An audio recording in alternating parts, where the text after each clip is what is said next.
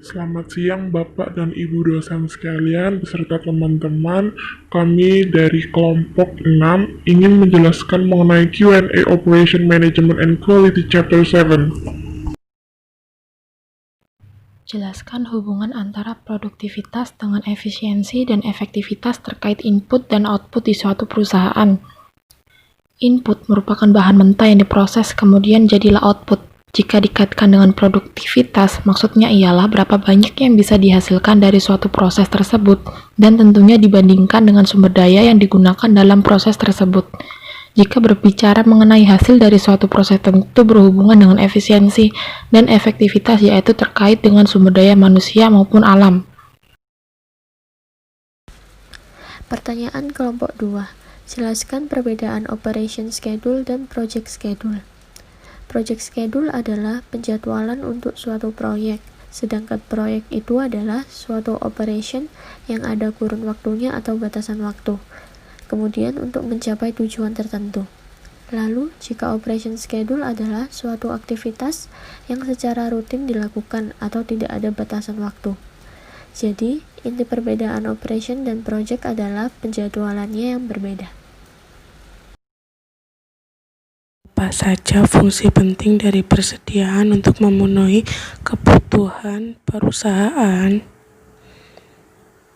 Fungsi penting persediaan supaya produksinya kita semakin lancar, jadi tidak sampai satu titik di mana kita kehabisan bahan-bahan baku, terus supaya kita juga bisa memenuhi permintaan konsumen.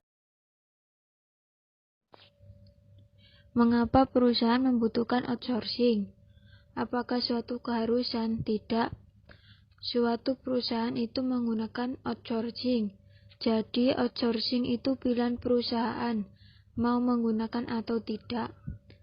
Mengapa perusahaan itu memilih? Karena perusahaan merasa tidak cukup kemampuan untuk mengelola proses bisnis di bidang tersebut. Contoh, Ubaya.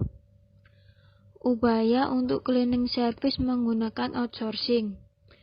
Tidak dikelola sendiri, tidak, karena Ubaya ingin konsen pada bidang pendidikannya. Bidang pendidikannya karena memang kompetensi utama Ubaya di bidang pendidikan. Maka untuk cleaning service dilakukan outsourcing, supaya tidak terbagi-bagi. Tentunya outsourcingnya diberikan kepada perusahaan yang punya kompetensi, punya kemampuan, punya keahlian di bidang tersebut. Jadi intinya supaya dia lebih fokus. Apakah biayanya keluar? Biayanya pasti keluar. Mengapa memakai itu? Karena ingin lebih fokus. Apa saja faktor yang dipertimbangkan dalam perencanaan operasi? Yang perlu dipertimbangkan dalam perencanaan operasi yaitu ada 1. Kapasitas. Menentukan jumlah produk yang dapat diproduksi. 2. Lokasi. Menentukan di mana produksi akan terjadi. 3. Tata letak. Menentukan tata letak mesin, peralatan, dan perlengkapan. Mengapa supplier selection penting dalam kegiatan pengelolaan material barang? Ketika kita memilih supplier, tentu saja ada seleksinya. Ketika perusahaan ingin memilih supplier ABC sebagai supplier yang berbahan baku, pasti alternatifnya lebih dari 3. Seleksinya dengan kriteria tergantung perusahaan, apakah seleksinya berupa kualitas, material, bahan baku yang dikirim. Bagaimana perbedaan antara operasi manufaktur barang dengan jasa dalam konteks pertimbangan kualitas pelayanan? Keduanya memiliki perbedaan kualitas pelayanan. Jika barang, konsumen cenderung melihat kondisi barang tersebut, apakah layak atau tidak untuk dikonsumsi.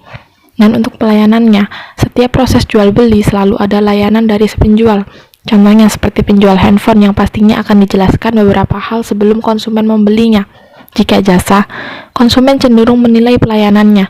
Contohnya seperti jasa potong rambut yang dinilai oleh konsumen bagaimana kinerjanya sehingga jasa tersebut dapat dibayar oleh konsumen sesuai hasil proses potong rambut tersebut.